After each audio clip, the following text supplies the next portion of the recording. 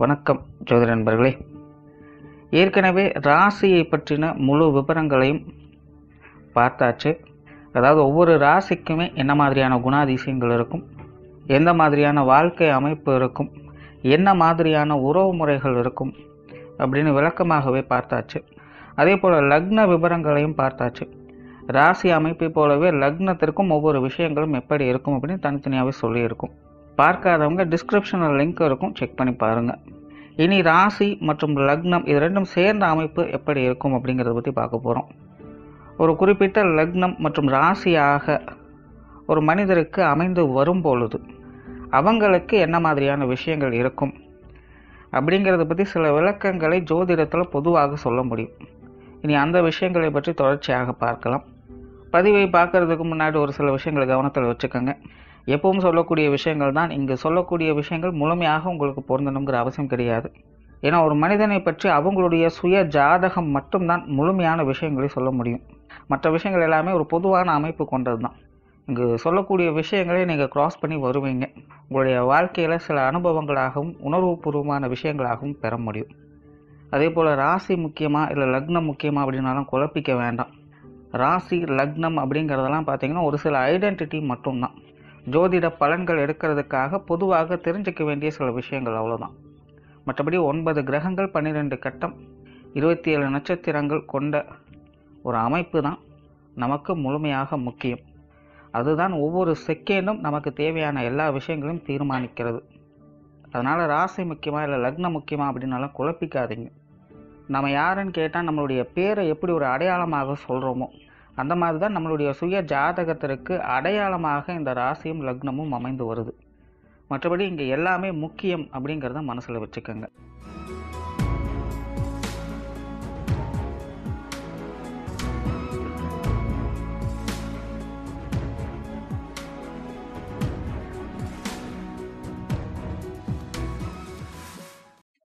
தனுசு ராசி மீன லக்னம். இந்த தனுசு ராசி மீன லக்னத்தில் பிறந்தவங்க மிகவும் சாதுவானவர்களாகவே இருப்பாங்க. கடமையை கண் போன்று நினைக்கக்கூடியவங்க, பொறுமையும் நிதானத்தையும் கடைபிடிக்கக்கூடியவங்க, கலை உணர்வு அதிகம் மிகுந்தவங்க, சுமூகமான யதார்த்தமான வாழ்க்கையை விரும்பக்கூடியவங்களாகவும் இருப்பாங்க. ரொம்பவுமே ஒரு பக்குவமான நபர்கள் அப்படின்னு சொல்லலாம். இவங்க அவ்வளோ சீக்கிரம் எதற்குமே அலட்டி கொள்ள மாட்டாங்க. எதற்கும் ஆக ஓக அப்படிங்கிற விஷயமெல்லாம் எதுவுமே கிடையாது.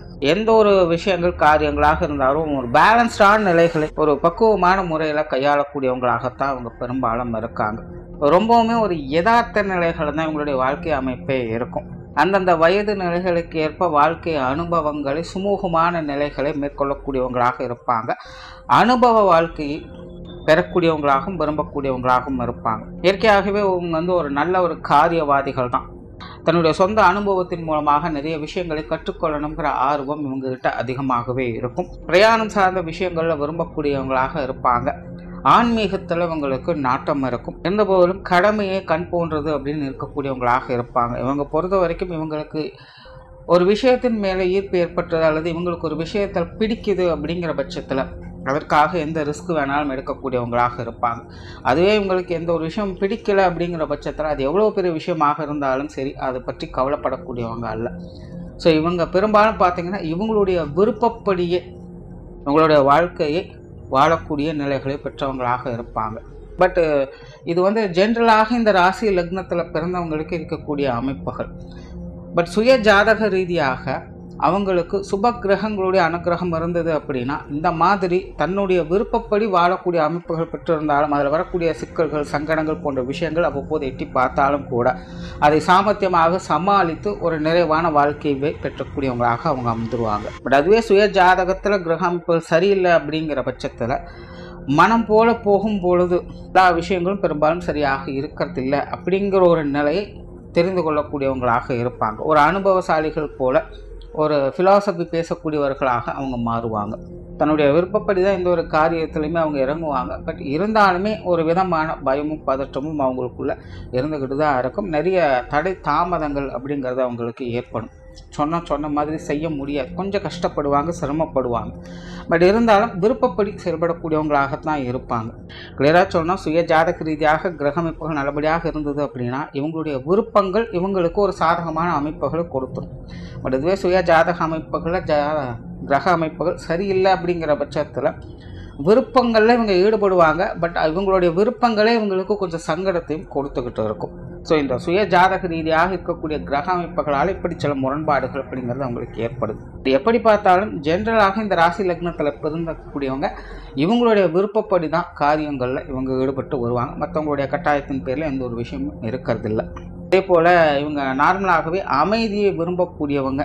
உங்களை பொறுத்த வரைக்கும் யார்கிட்டையும் அவ்வளோ சீக்கிரம் வம்பு தும்புகள்லாம் பெருசாக எதுவும் இருக்காது. பகை போன்ற உணர்வுகள்லாம் உங்களுக்கு பெரும்பாலும் இருக்கிறது இல்லை. எதாக இருந்தாலும் சமாதானத்தை நோக்கி இவங்க போக ஆரம்பிப்பாங்க. கலை, காவியங்கள், இசை, பொழுதுபோக்கு விஷயங்கள், ஆன்மீக தொடர்புடைய விஷயங்கள் அல்லது வெளிநாடு சம்பந்தப்பட்ட விஷயங்களில் இவங்களுக்கு ஈடுபாடுகள் அதிகமாகவே இருக்கும். சிலர் இந்த மீடியா சம்பந்தப்பட்ட விஷயங்களில் அல்லது என்டர்டெயின்மெண்ட் சார்ந்த விஷயங்களையும் அதிக ஈடுபாடுகளை காட்டி வருவாங்க. இது சார்ந்த விஷயங்களை தேடி போய் கற்றுக்கொள்ளக்கூடிய அமைப்புகளும் இவங்களுக்கு உண்டு. சொன்ன சொல்லை காப்பாற்றக்கூடியவங்களாக இருப்பாங்க. இவங்களுடைய பேச்சில் கண்டிப்பும் கனிவும் கலந்தே இருக்கும். முழுக்க இவங்க காரியவாதிகளாகவே இருப்பாங்க. எப்போவுமே ஏதாவது ஒரு விஷயங்கள் காரியங்களை பற்றி சிந்தித்து கொண்டே இருப்பாங்க. அடுத்தது என்ன அப்படிங்கிற இலக்கை நோக்கி ஓடிக்கொண்டே இருப்பாங்க. ஒரு வயதுக்கு மேலே பார்த்தீங்கன்னா இந்த வேலை சம்மந்தப்பட்ட விஷயங்கள், பொருளாதாரம் சார்ந்த விஷயங்களுக்கு தான் அதிக முக்கியத்துவம் கொடுத்து வருவாங்க. அதனால் நார்மலாகவே இவங்க எப்போவுமே ஓடிக்கொண்டே இருக்கக்கூடியவங்க தான். அடுத்தது என்ன அப்படிங்கிற வாழ்க்கையை தேடி ஓடிக்கொண்டே இருப்பாங்க. அது சார்ந்த காரியங்கள் இவங்க எப்போவுமே ஈடுபட்டு கொண்டும் இருப்பாங்க. புதிய விஷயங்கள், காரியங்கள், அளவான ஈடுபாடுகளே இருக்கும். இவங்க புதுமையை நோக்கி போகக்கூடியவங்க அல்ல. இருக்கிற விஷயங்களை சிறப்பாக எப்படியெல்லாம் செய்ய முடியும் அப்படிங்கிறத பற்றி யோசிக்கக்கூடியவங்களாக இருப்பாங்க. பழக்க வழக்கங்களை பின்பற்றக்கூடியவங்களாக இருப்பாங்க. அவங்க அவ்வளோ சீக்கிரம் புதிய விஷயங்களுக்கு முன்னுரிமை கொடுக்கறது இல்லை. ஏற்கனவே இருக்கக்கூடிய விஷயங்களை சிறப்பாக எப்படி செய்ய முடியும் அப்படிங்கிறத பற்றி யோசிப்பாங்க. ஆனால் இவங்ககிட்ட இந்த ஸ்மார்ட் ஒர்க்கை அதிகம் எதிர்பார்க்க முடியாது. ஆனால் ஹார்ட் ஒர்க்கை அதிகம் எதிர்பார்க்கலாம். ரொம்பவுமே சிரமப்பட்டு கஷ்டப்பட்டு வேலை செய்யக்கூடிய திறன் இவங்களுக்கு உண்டு. அந்த சிரமங்களெல்லாம் பொருட்படுத்தாமல் எப்படி இருந்தாலும் சரி காரியம் நிறைவேறணும் அப்படிங்கிற ஒரே நோக்கத்தோடு அவங்க செயல்படக்கூடியவங்களாக இருப்பாங்க. இவங்களை பொறுத்த வரைக்கும் இவங்ககிட்ட ஒரு பொறுப்பு ஒப்படைச்சிட்டு அதை கண்டிப்பாக சக்ஸஸ்ஃபுல்லாக செஞ்சு முடிச்சிடணும் அப்படிங்கிற ஒரு தீவிரத்தன்மை இவங்களுக்குள்ளே எப்போவுமே இருக்கும். சாதாரணமாக இவங்க எப்போவுமே அந்த வேலை விஷயங்களுக்கு அதிக முக்கியத்துவம் கொடுக்கறதுனால கொஞ்சம் ஹார்ட் ஒர்க் பண்ணக்கூடியவங்களாகவே இவங்க இயற்கையாகவே இருக்காங்க. சொத்து சுகங்கள் மற்றும் வாகன ரீதியான விஷயங்களில் ஈடுபாடுகள் அதிகமாகவே இருக்கும் அப்படின்னு சொல்லலாம். நார்மலாகவே இவங்க கொஞ்சம் கம்ஃபர்ட் ஜோனே அதிகம் விரும்பக்கூடியவங்க. அதாவது சொந்த காலில் நிற்கணும், நிறைய சம்பாதிக்கணும், வீடு நிலப்புலன்கள் வாங்கணும், சௌகரியமான ஒரு வாழ்க்கையை வாழணும் அப்படிங்கிற ஒரு யதார்த்த வாழ்க்கைக்கு தேவையான எல்லா விஷயங்கள்லையுமே இவங்களுடைய ஈடுபாடுகள், எதிர்பார்ப்புகள் அதிகமாகவே இருக்கும். ஸோ அந்த வகையில் இந்த சொத்து சுகங்கள் சார்ந்த விஷயங்களில் ஈடுபாடுகளை காட்டக்கூடியவங்களாகவே இருப்பாங்க. அது சார்ந்த விஷயங்கள் அவங்களுக்கு ஓரளவுக்கு சாதகமாக அமையும் செய்யுதுன்னு சொல்லலாம். அந்தந்த காலநிலைகளுக்கு ஏற்ற வகையில் இந்த சொத்து சுகங்கள், வாகன ரீதியான விஷயங்களுடைய சேர்க்கைகள் இவங்களுக்கு கொஞ்சம் சாதகமான நிலைகளையே அமையப்பெறுது. பொருளாதாரம் சம்பந்தப்பட்ட விஷயங்களும் அப்படி தான். ஆரம்பத்தில் எப்பவுமே வேலை சார்ந்த விஷயங்கள் அதிக முனைப்போடு இருக்கிறதுனால இந்த பொருளாதாரம் சார்ந்த விஷயங்களும் அதில் அடக்கம் பெறுது. நார்மலாகவே இன்றைக்கி எல்லாருமே ஒர்க் அப்படின்னாலே அது மணி மோட்டிவோடு தான் இருந்துக்கிட்டு இருக்கும். ஸோ அந்த வகையில் இவங்களும் பார்த்திங்கன்னா எப்போவுமே இந்த பொருளாதாரம் சார்ந்த விஷயங்களுக்கு அதிக முக்கியத்துவம் கொடுப்பாங்க. தனக்கு மிஞ்சின பிறகு தானம் தர்மம் அப்படிங்கிற கான்செப்டில் இவங்க செயல்படுவாங்க. என்னதான் சாதுவான நபர்கள், இனிமையான நபர்கள் அப்படின்னாலும் கூட இந்த பொருளாதாரம் அப்படின்னு வரும்பொழுது வீண் விரயங்கள், செலவுகள் செய்யக்கூடியவங்க அல்ல.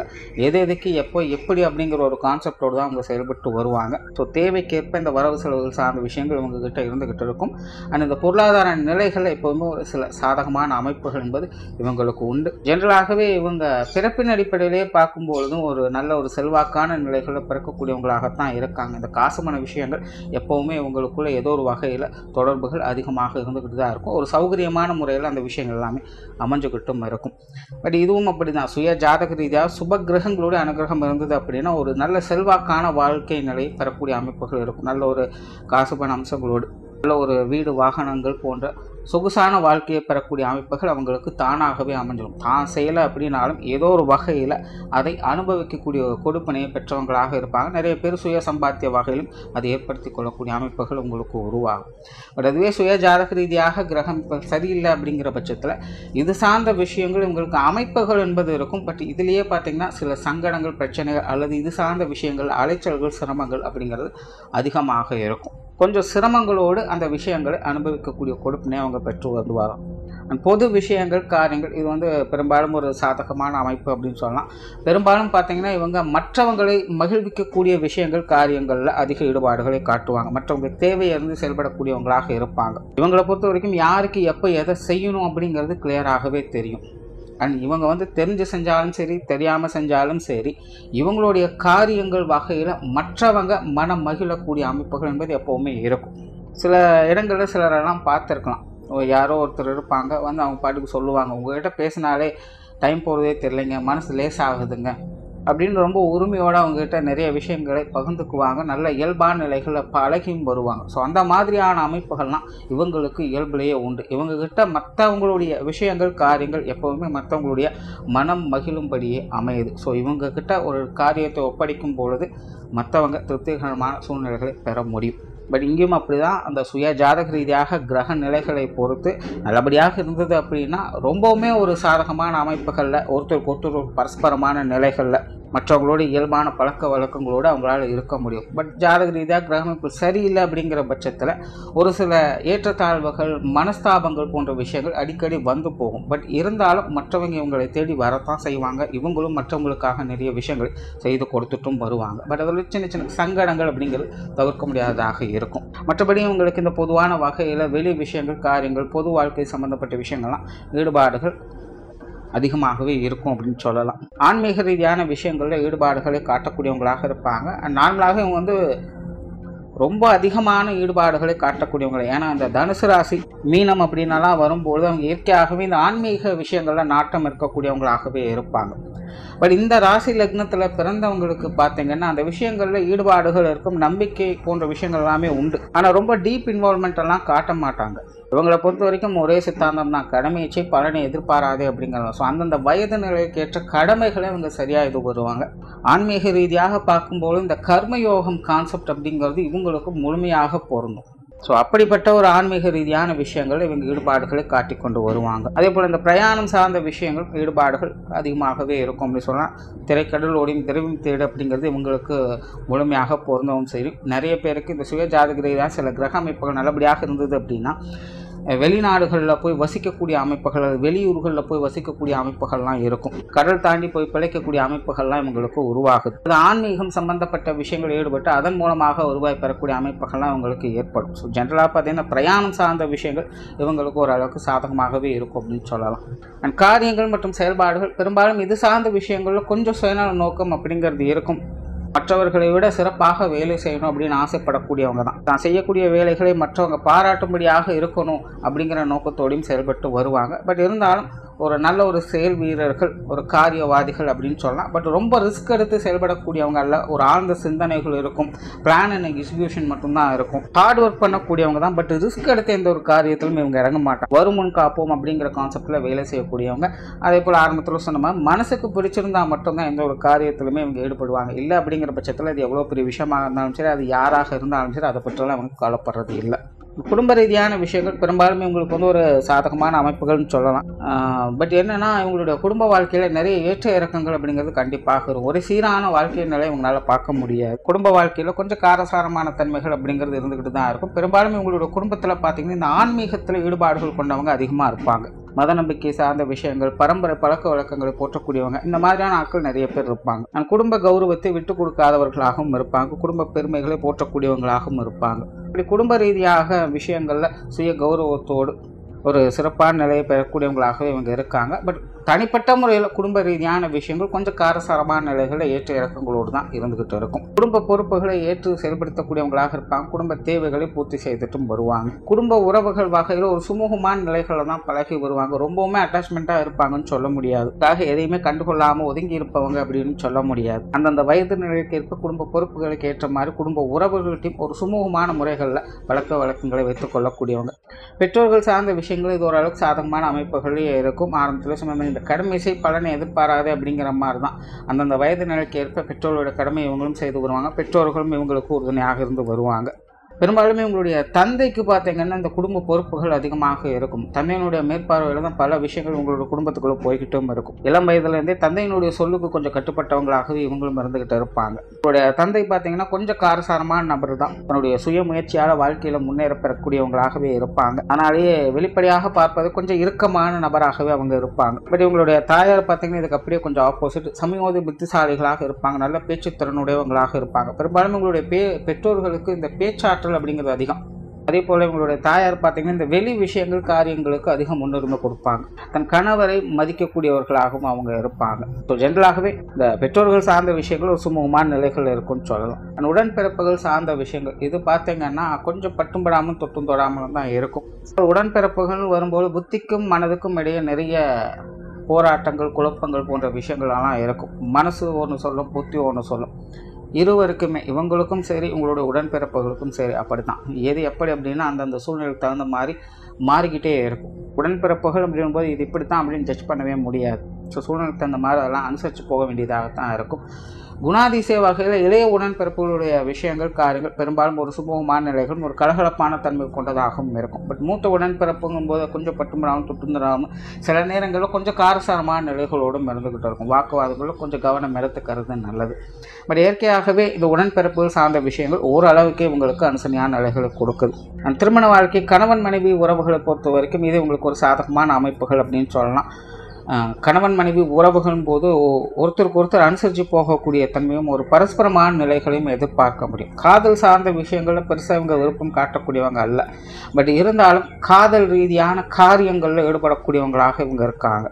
ஏன்னா இவங்க நார்மலாகவே காரியங்களில் தான் கருத்தாக இருக்கக்கூடியவங்க.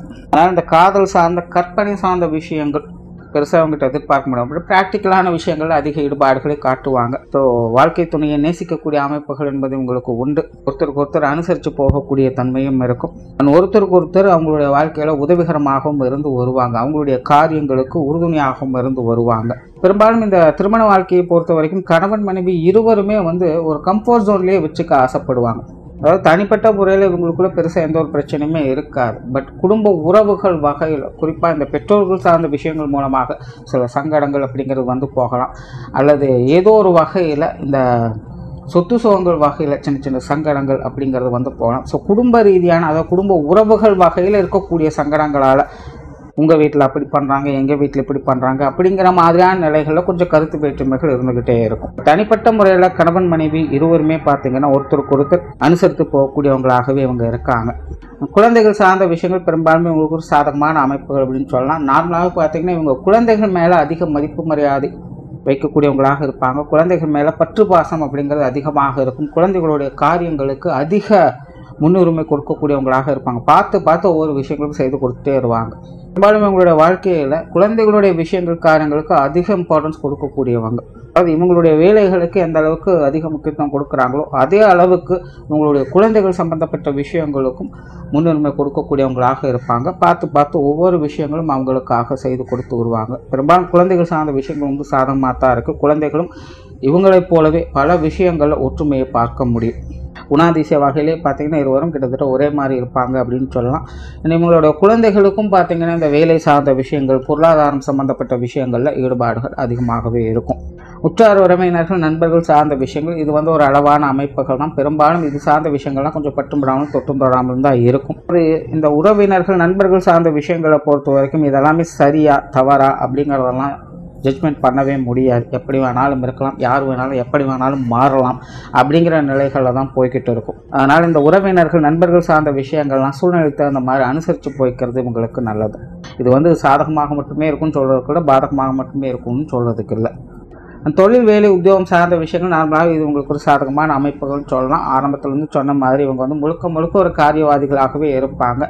ஸோ எப்போவுமே வேலை சம்மந்தப்பட்ட விஷயங்களோ தொழில் சார்ந்த விஷயங்களை பற்றியோ அதிகமாக சிந்திச்சுட்டு இருப்பாங்க. இவங்க சும்மா இருக்கிறாங்க அப்படின்னாலே பெரும்பாலும் அவங்களுடைய யோசனைகள் அது சார்ந்த விஷயங்களாகத்தான் இருக்கும். எப்போவுமே என்ன செய்யலாம், அடுத்தது என்ன பண்ணலாம் அப்படிங்கிற மைண்ட் செட்லேயே இருப்பாங்க. அதிலும் மெயினாக பார்த்தீங்கன்னா இந்த தொழில் வேலை உத்தியோகம் சார்ந்த விஷயங்களை பற்றின சிந்தனைகள் இவங்களுக்கு அதிகம் இருக்கும். ஸோ ஒரு வயதுக்கு மேலே குறிப்பாக மத்திய வயதுக்கு மேலெலாம் பார்த்தீங்கன்னா மற்ற விஷயங்களை பெருசாக இம்பார்ட்டன்ஸ் கொடுக்க மாட்டாங்க. எப்போவுமே வேலைன்னு வேலைக்கே முன்னுரிமை கொடுத்து அதன் பின்னாடியே போய்கொண்டு இருக்கக்கூடியவங்களாகவே இருப்பாங்க. பட் இங்கே வந்து இது சுய ஜாதக ரீதியாக கிரக அமைப்புகள் நல்லபடியாக இருந்தால் மட்டும்தான் இவங்களுக்கு பிடித்த வேலையை செய்து மன நிறைவான ஒரு வாழ்க்கை நிலையை பெற முடியும். அப்படி இல்லாத பட்சத்தில் இவங்களுடைய தொழில் வேலை உத்தியோகத்துக்காக அதிக சிரமப்படக்கூடியவங்களாக இருக்கும். இவங்க என்னதான் திறமை பெற்றவங்களாக இருந்தாலும் சில நேரங்களில் நல்லதுக்கு காலம் இல்லை அப்படிங்கிற மாதிரி இவங்களுடைய காரியங்கள் இவங்களுடைய திறமைகள் போகலாம். இவங்ககிட்ட இருந்து தேவையான வேலைகளை வாங்கி கொண்டு மற்றவங்க சந்தோஷமாக இருப்பாங்க. ஆனால் அதன் மூலமாக இவங்களுக்கு ஒரு நிறைவான விஷயம் அமைதா, இவங்களுடைய தேவைகள் பூர்த்தி ஆகுதா அப்படிங்கிறதெல்லாம் கேள்விக்குறியாக மாறும். ஸோ இது வந்து சுய ஜாதக ரீதியாக சில கிரக அமைப்புகள் நிலையாக வரக்கூடியது. பட் ஜென்ரலான நிலைகளில் எப்படி இருந்தாலும் சரி இவங்க வந்து இந்த தொழில் வேலை உத்தியோகம் சார்ந்த விஷயங்களுக்கு அதிக முன்னுரிமை கொடுத்து முக்கியத்துவம் கொடுத்து செயல்பட்டு வரக்கூடியவங்களாகவே இருப்பாங்க. வெளியூர் மற்றும் வெளிநாடு சம்பந்தப்பட்ட விஷயங்களும் ஈடுபாடுகள் அதிகமாகவே இருக்கும். அது சார்ந்த விஷயங்களும் இவங்களுக்கு ஓரளவுக்கு சாதகமாக இருக்கும் அப்படின்னு சொல்லலாம். ஸோ ஓவராலாக இந்த தனுசு ராசி மீன லக்னம் என்பது முழுக்க ஒரு நல்ல செயல் வீரர்களாகவும் காரியவாதிகளாகவுமே இருப்பாங்க. கடமை கண் போன்றது அப்படின்னு வாழக்கூடியவங்களாக இருப்பாங்க. ஒரு வயதுக்கு மேலே ஒரு பக்குவமான நிலையை பெற்று அமைதியாக கடமையை பலனை எதிர்பாராதே அப்படிங்கிற மாதிரியான வாழ்க்கையை வாழக்கூடியவங்களாக இருந்து வருவாங்க. நன்றி, வணக்கம், வாழ்க வளமுடன்.